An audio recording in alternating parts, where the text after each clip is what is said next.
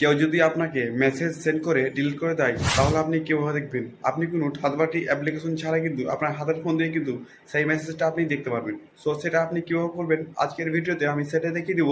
তো চলুন ভিডিওটা শুরু করা যাক। শুরুতে আমি চলে যাব সেটিংসে। সো আমি সেটিংসে ক্লিক করলাম। সেটিংসে ক্লিক করার পরে এখান থেকে দেখতে পাচ্ছেন নোটিফিকেশন যে অপশনটা আছে এটার উপরে একটা ক্লিক করবেন। এটার উপরে ক্লিক করার পরে আপনাদের ফোনে অ্যাডভান্সও থাকতে পারে। অ্যাডভান্সে ক্লিক করার পরে কিন্তু আপনি নোটিফিকেশন যে হিস্টোরি অপশনটা আছে এটা খুঁজে পাবেন। সো আমার ফোনে সামনে আছে তাই আমি নোটিফিকেশন হিস্টোরিতে ক্লিক করলাম।